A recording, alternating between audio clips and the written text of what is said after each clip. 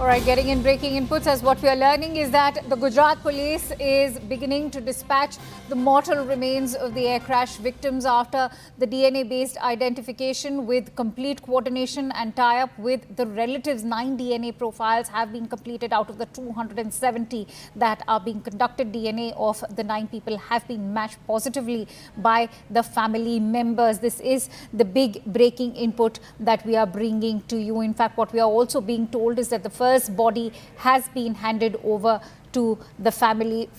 Anshul brings us those breaking inputs. Anshul, what details can you share with us, and how is this entire exercise going to be embarked, given that we still have many hundreds remaining? Well, definitely 270 bodies were present inside the mortuary, and the DNA profiling is still being done. More than 220 family members have already gone ahead and submitted their DNA samples to the administration.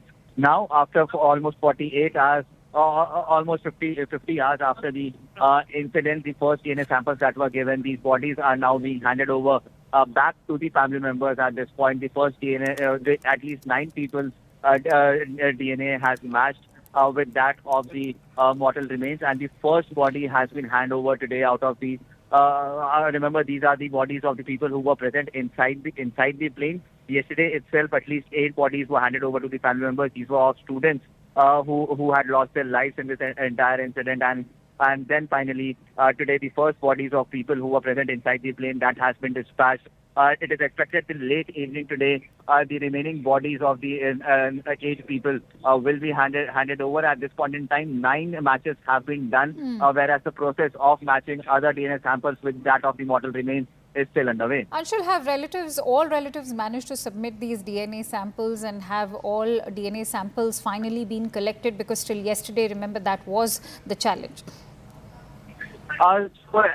Even at this point, all the DNA samples have been collected. There are family members who are still coming in. There were international citizens of Portugal and England who are still arriving out here in Ahmedabad through different routes. And once they reach over here, then their DNA samples would be collected. At this point in time, what we have been told that approximately 240 DNA samples have been collected, whereas by late evening today, it is expected that all the DNA samples would be collected, and then within the next 72 hours, the process of matching the DNA samples with that of the deceased will be done, and then a few hours for the paperwork before these bodies will be handed over to them. All right, many thanks to you, Anshul, for bringing us all those latest inputs. And as Anshul has been highlighting, that it's just a matter of few hours that at least the mortal remains of those 9 victims will be handed over to their family members. But CNN News 18 has been reporting from the ground level since day one, ever since the tragedy happened. Let's also bring you some eyewitness accounts.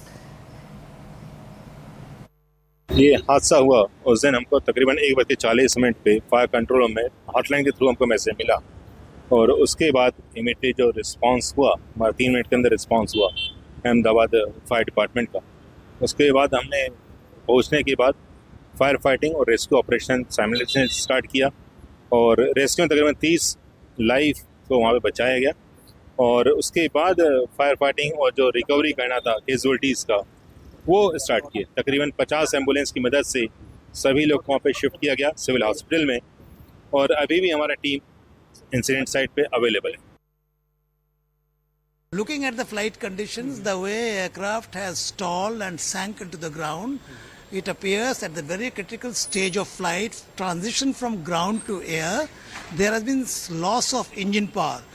Probably both the engines have lost power.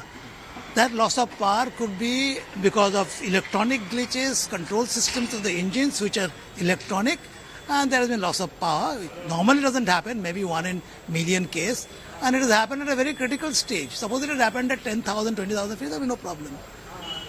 As a result, it crashed.